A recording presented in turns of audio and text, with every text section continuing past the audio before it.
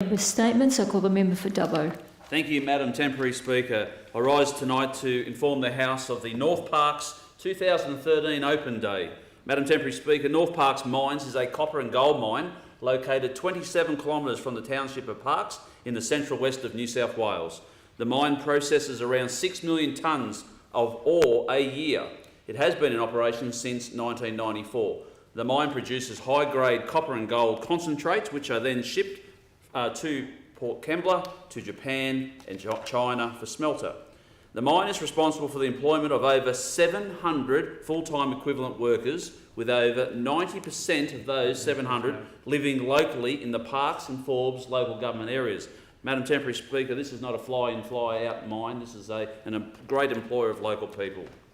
North Parkes is also a large farmer in the region, with about 10,000 hectares of land. 1,630 of those hectares make up the mining lease. The rest of the land is actively farmed in canola, wheat and barley.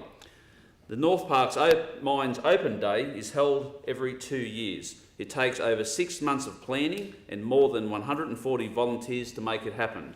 I was delighted to attend this year's event, where I saw that it was a day where the families of employees, along with everyone else, really gets to see up close and personal what happens every day at the mine.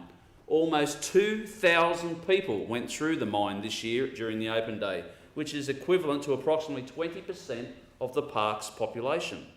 2 solid days of rain before the event could not deter the mine nor the locals or keep them away from the day. It was a great day for the mine to throw open the doors and let the community see what happens at one of the best mine sites in the world.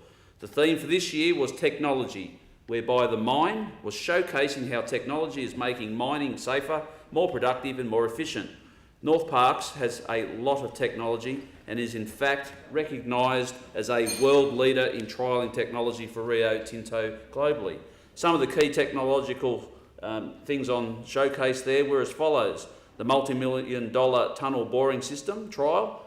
The trials is globally for Rio Tinto. This has the potential, this boring system, to revolutionise the way tunnels and underground development occur in hard rock mines. The homegrown robotic idler changer, which was conceptualised and designed by our very own North Parkes team with machinery and robotics right here in Sydney, that could change the way conveyors are maintained.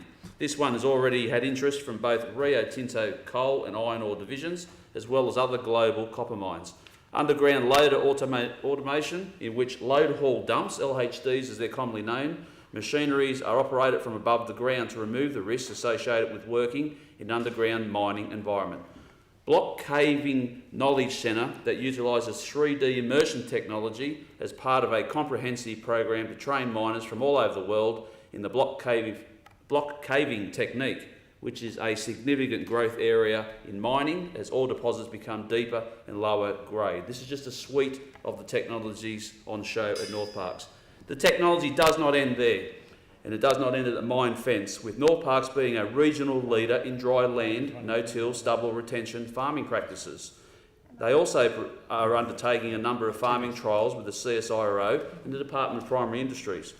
Back at the Open Day, however, I was also able to observe a number of simulators that are on show, whereby the community, and importantly young people from across the Central West, could have a go at operating large machinery in a safe environment to open their eyes to the opportunities mining presents in my electorate. The kids wouldn't let me have a go, the line-up was too long. The mine had guided bus tours on site so that people could see the underground entry and other infrastructure. Guided walking tours of the mill so that people could learn how copper and gold concentrate is extracted from the rock, in various stalls to highlight different aspects of the mining industry. There was various machinery on display, Madam Temporary Speaker, from underground, such as loaders that move the ore and development jumbos. In addition, the children and some adults couldn't resist getting their faces painted, hair sprayed, or even some fake tattoos which brightened up the mine. No tattoos for me. Madam Temporary Speaker, in summary, importantly, I've always said that the Dubbo Electorate is a shining example of how the strategic regional land use policy can and does exist. My electorate is a great example of how mining and all other land uses can and do coexist quite well together. There is no question that when it comes to the community engagement, North Parkes are leaders of the pack. The Open Day adds to an already impressive record of community engagement locally. I'm extremely proud of North Park's mine, their full management team and all the staff. Are there any private members